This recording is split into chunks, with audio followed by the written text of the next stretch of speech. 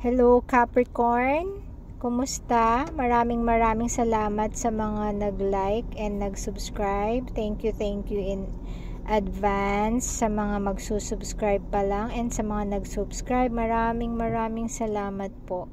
Hingi po tayo ng gabay para kay Capricorn. Pasensya na, ngayon lang ulit nagkaroon ng time and naiwan ko pa yung aking handle. Self-reward, Capricorn. Ayan, self-reward. So, si Capricorn, tingin ko, medyo, eto mga pre-shuffled na siya. Tingin ko si Capricorn, sobrang hardworking. Ayan. Death. 10 of Wands, talagang sobrang hardworking. Lahat kahit mahirap, ginagawa. Kahit medyo imposible na, medyo nagsasuffer na ang health, medyo kahit yung iba suko na, siya pa rin hindi. Ganon ka hardworking itong si Capricorn na to. So, wow, see? Sabi nga, kapag may tiyaga, may nilaga, sabi. So, ito na yung nilaga mo, Capricorn. Naluto na. Ikaw na ay isang emperor, or siguro malapit ka ng maging emperor, pero iba ay emperor na. May pinagdaanan ng hirap bago siya nakarating sa posisyon na yan. 9 of Pentacles. Sanay kang mag-isa, Capricorn. Etong estado mo sa buhay, nakamit mo na mag-isa ka lang, na kaya mo, kaya ka nga emperor, kaya marami ang nabibilieve sa'yo, tingin nila sa'yo para kang hari, na lahat kinaya mo. Ayan. So, ikaw, marunong ka sa finances, hindi ka nagsasayang tulad ng iba. Kaya yun ang pinagkaiba mo sa iba, nagiging matagumpay ka. Hindi ka bulagsa sa pera, if alam nyo yung term na yun. Tagalog kasi ang aking bulagsak ba yun? Yung careless sa pera. Kaya eto, inaani mo na yung reward para sa sarili mo. Ayan. Or maaaring nakakalimutan mo bigyan ng reward yung sarili mo sa sobra mong pagtatrabaho. Pwede rin yung iba sa inyo, maaaring nagkasakit sa sobrang trabaho and baka wala na nga. Or parang hindi na sila nabubuhay kasi ang alam nila magtrabaho, wala ng life. Or yung iba sa inyo, parang malapit na talaga sa hukay. Eto, na parang literal na death.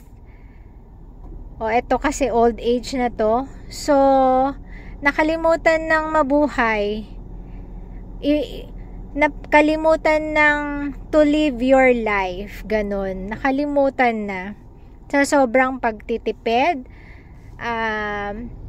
sa sobrang pag-work mag-isa, and pag-build ng sarili mong castle.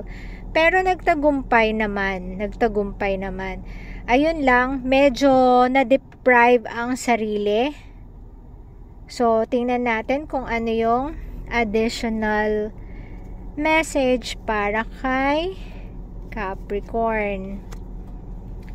3 of Pentacles. Ace of Cups. Ayan. Laging nasa work. Hindi na. Eto, parang nakalimutan na yung pagmamahal sa sarili. Or nakalimutan na rin makipagrelasyon yung iba sa inyo. 8 of Pentacles. Talagang kinareer mo. Perfectionist ka pagdating sa trabaho, Capricorn. Etong Capricorn na to na nasa reading, sobrang perfectionist. Para siyang gumagawa lagi ng kanyang masterpiece yan. Hindi to karaniwang work, kung hindi isang masterpiece to, kakaiba. So nakikilala siya dahil sa work na yan, hindi basta-basta. So since na complete na niya tong cycle na to, sobrang laki ng pinagdaanan niya, ng hirap niya. Ayan, na parang parang hindi mo na siya kinakakitaan na mahal niya ang sarili niya. So dahil natapos na itong cycle na to, etong kanyang journey, at siya ay isang emperor ka na ngayon, Capricorn, siguro naman mabibigyan mo na ng oras ang sarili mo at pagmamahal sa sarili mo, at hindi lang yung tungkol sa iyong trabaho. Since medyo okay ka na,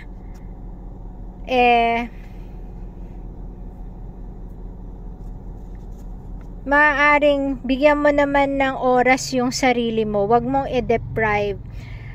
Maraming katulad mo, yung iba sa inyo, tinatalikuran yung merong nagkakagusto na kapmukha ninyo na hard worker din. Kung ikaw to, babae, ito naman kung ano yung preferred mate mo.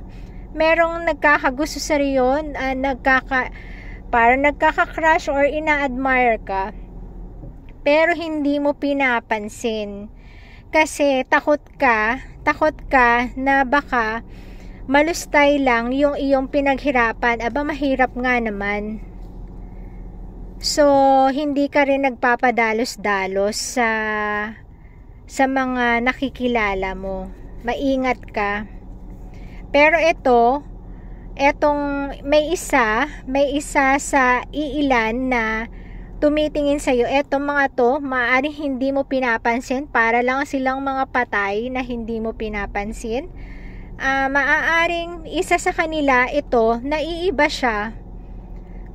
Katulad mo rin siya na kayang magtrabaho mag-isa pero hindi mo nabibigyan ng pansin. Ayan. Merong isa. So ayan. Eto, hingi tayo ng final message for Capricorn. Ayan, Wheel of Fortune. So merong magbabago. May pagbabago. 8 of Wands. Ayan. Ace of Swords. Ayan. So tingin ko, Capricorn, magbibigay ka na ng chance this time na mabago ang mundo mo. Kasi dati napaka-stricto mo sa iyong buhay. Seryoso ka. Pero ngayon, gusto mo nang papasukin yung ibang mga tao. Maaaring nakita mo ito ay pwedeng maging match sa'yo na hindi mo pinapansin, hindi mo kinakausap. So, maaaring bibigyan mo na siya ngayon ng chance na makilala ka. At nakita mo na yung totoo. Siguro hindi mo siya ine-entertain, pero on the side ino-observe mo siya kung ganito siya, pero alam mo na yung katotohanan. So hihintuan mo na, ibababa mo na yung guard mo para hahayaan mo nang makausap ka niya. Yan ang nakikita ko, kasi gusto mo nang bigyan ng reward yung sarili mo, and isa doon ang magkaroon ng kapareha. Hindi ko pa masabing life partner pero parang naghahanap ka ng kamatch mo. Hindi ka pa nandun sa talagang level na gusto mong lumagay sa tahimik, hindi pa, pero gusto mo makamit ng taong kamatch mo. So Ayun muna, Capricorn, if ever makaresonate or magustuhan itong reading, palike naman, and thank you and God bless.